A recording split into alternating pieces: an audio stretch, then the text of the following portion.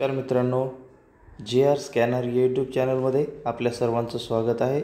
मित्रांनो, शासन परिपत्रके असतील, शासन निर्णय असतील याविषयी डिटेल माहिती मिळवण्यासाठी जी आर स्कॅनर या यूट्यूब चॅनलला सबस्क्राईब करा. तसेच बेल आयकॉन दाबून ऑलवर सेट करा, म्हणजे प्रत्येक व्हिडिओचे नोटिफिकेशन तुम्हाला मिळण्यास मदत होईल. चला तर सुरू करूयात.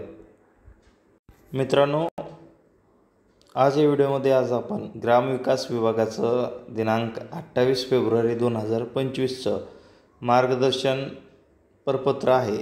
तर चला तर मित्रांनो डिटेलमध्ये पाहूयात.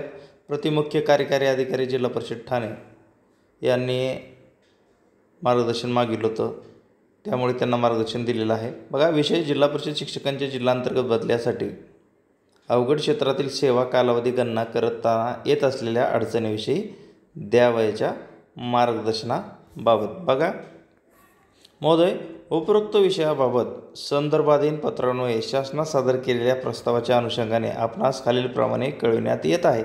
खालीलप्रमाणे मार्गदर्शन देण्यात येत आहे. बघा, मुद्दा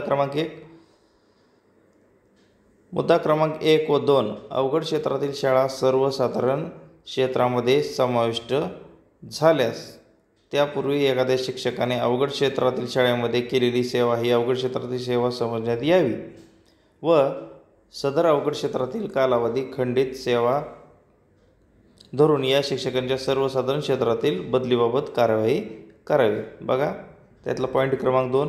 मुद्दा क्रमांक 3 व 4 जे आरनुसार विभागाच्या 18 जून 2024 रोजीच्या शासन निर्णयातील तरतुदी स्वयंस्पष्ट असून त्यानुसार कारवाई करण्यात यावी.